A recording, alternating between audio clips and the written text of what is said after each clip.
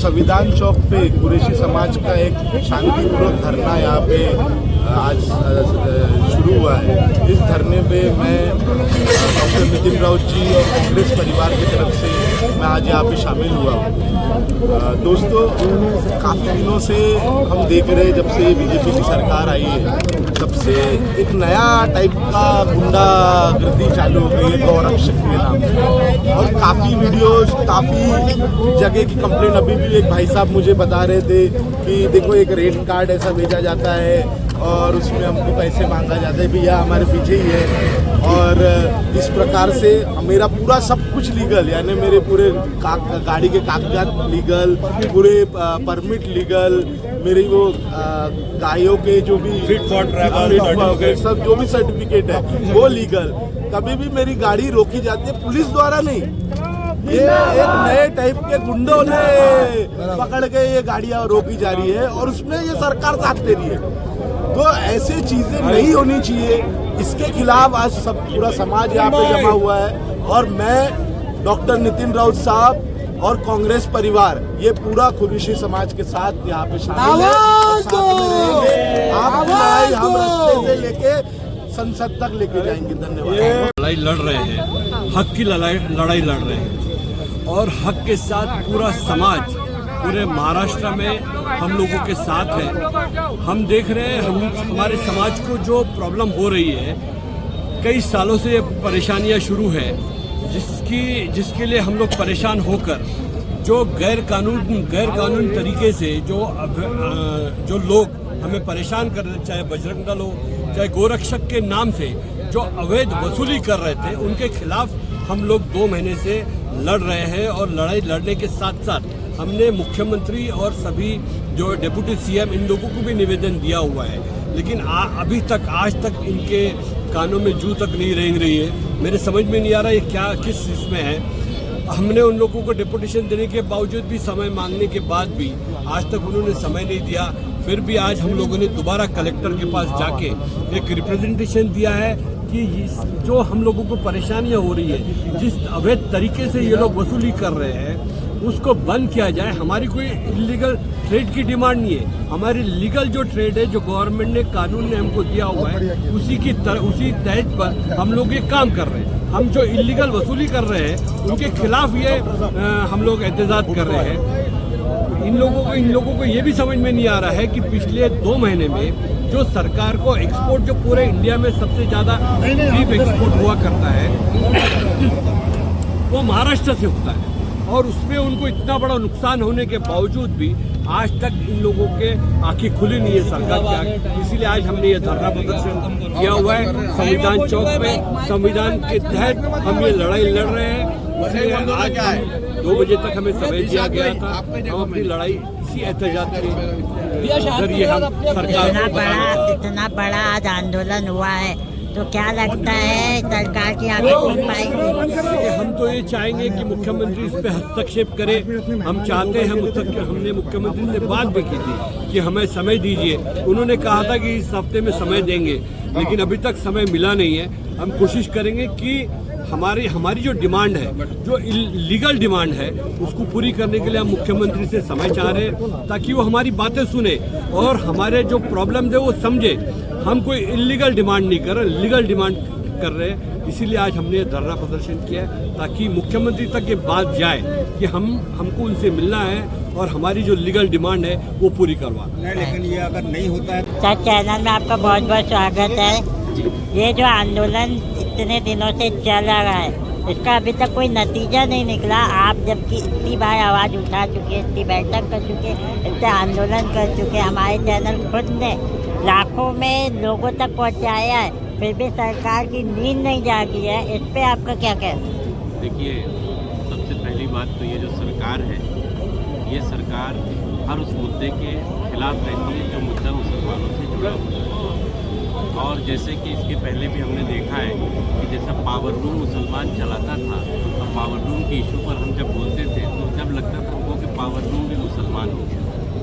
तो आज जब ये मुद्दा, हालांकि इससे सबसे बड़ा नुकसान सरकार का हो रहा है, उन व्यापारियों का हो रहा है जो इस धंधे से जुड़े हुए हैं और सबसे बड़ी बात यह है कि इस जायज़ मांग को, हैरत की बात तो ये है कि इस जायज़ मांग को सरकार समझने को तैयार नहीं है।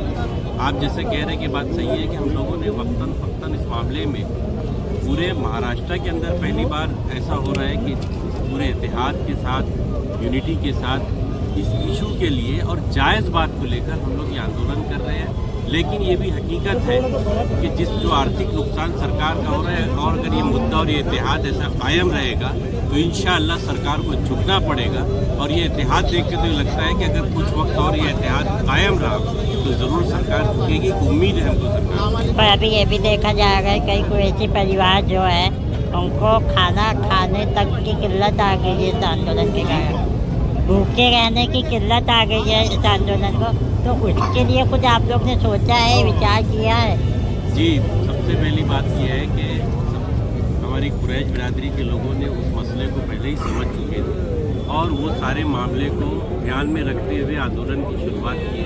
और उनको मालूम था कि जब हम ये आंदोलन शुरू करेंगे तो ऐसे हालात का हमको सामना करना पड़ेगा।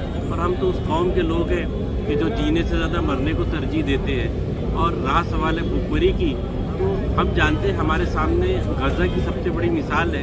तो वो सालों तक जब वहाँ के लोग तकलीफ़ों का सामना करके आज डटे हुए हैं, हमारे लोग तो मजबूत है यहाँ पे, इंशाअल्लाह ताला हम इसको भी कर लेंगे। लेकिन आपको मतलब ऐसा नहीं लगता कि जो मतलब इस देश में शाहीन बाग हो गया, किसान आंदोलन हो गया, 3 तलाक हो गई, और भी वहाँ पर अमेंडमेंट बिल हो गया, ये सब पूरे डिसीजन वन साइडेड हुए, तो क्या उम्मीद है कि आप जो धरना प्रदर्शन कर रहे हैं, कुरैशी समाज लगभग 2.5 महीने से मतलब प्रयास कर रही है उनकी मांगों को लेकर, तो आप क्या इसके मतलब इस बात से समझते हैं? देखिए, एक बात तो तय है कि हक की आवाज़ जो है वो उठाना पड़ेगा। ये सोचकर हम खामोश नहीं बैठ सकते कि सरकार हमारी नहीं सुने, क्योंकि जिस वक्त ये इंसाफ की बात आएगी कि सच के साथ कौन खड़ा था, किसने आवाज़ उठाई, उस वक्त एक एक इंसान की बात को सुना जाएगा। और जैसे पहले दिन भी जब अबू आसिम आज़मी साहब ने भी हाउस में इस मुद्दे को उठाए, तो उस वक्त हमको मालूम था कि एक बार उठाने से ही मसले तो हल नहीं बनेंगे, शुरुआत करना है, शुरुआत ज़रूरी है। तो आज सभी तंजीमों के लोगों ने, समाज के सभी लोगों ने आज ये अकेला कुरैशी समाज का मसला नहीं है, आप इसको कुरैशी समाज से मत जोड़िए, ये पूरी बिरादरी का, पूरी मिल्लत का मसला है। और ना सिर्फ अब मिल्लत का मसला है बल्कि इस महाराष्ट्र के, इस मुल्क के किसानों का मसला बन है। तो ये हम यही चीज़ समझाना चाह रहे हैं कि आप इसको हमारे मुसलमानों से जोड़कर मत देखिए, आप उन व्यापारियों से जोड़कर देखिए जो हमारी वजह से, अगर हम एहतजाज पर उतरे हैं तो हमारी वजह से कितने लोगों का नुकसान हो। आज वो किसान जो बेचारा इससे परेशान हो गया है, वो आज हो सकता है खुल के नहीं बोल पा रहा है, लेकिन कितने दिन नहीं बोलेगा। जिस दिन उसकी तकलीफ हमसे ज़्यादा बढ़ जाएगी वो भी रोड पर ही आएगा। हम चाहते हैं कि ये क्योंकि इज्तिमाई मसला है, सभी का मसला है, इस पर हम लोगों ने इकट्ठा होकर आवाज़ उठाते रहना।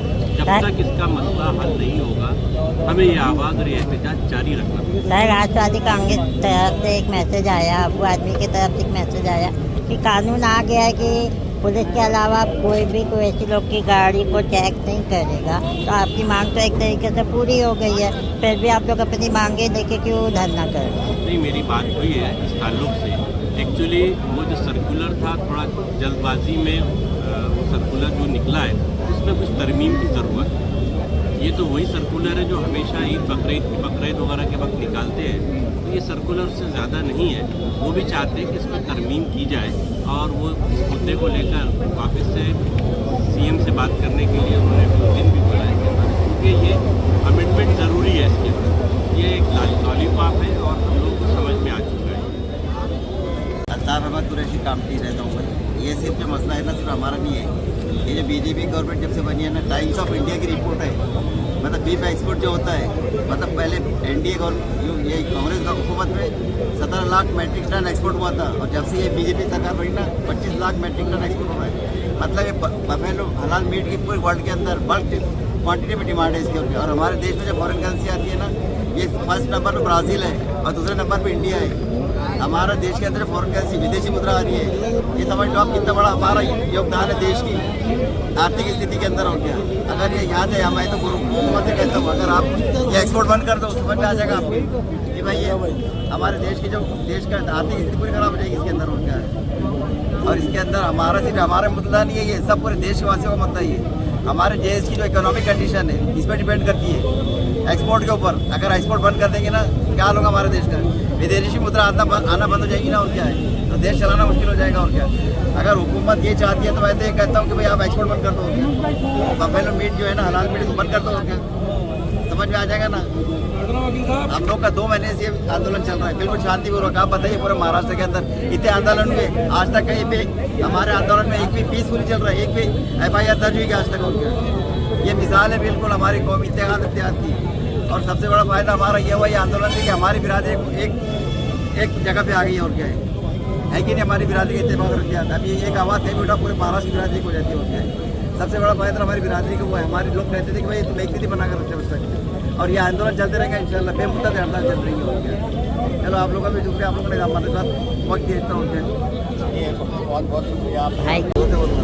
काम थी आज 2 महीने से बंद है, मतलब सरकार अपने कान पे यूँ नहीं ले रही है, कोई सुनाई नहीं है हमारी कि हमारे बाल बच्चे क्या खा रहे हैं, क्या भूखे मर रहे हैं, मैंने कोई सुनाई नहीं है हमारी। मैंने परेशान हो गए, फिर ये हड़ताल हम छोड़ेंगे नहीं, क्या कुछ तो चलते रहेंगे। अल्लाह हमारे को कामयाबी देगा, अल्लाह की जात पे भरोसा है।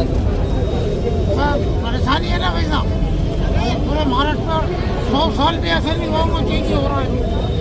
100 साल तक कोई भी बता नहीं सकता कि आज तक इतनी बड़ी हड़ताल हुई, बहुत बड़ी हड़ताल है, अल्लाह की जात पर।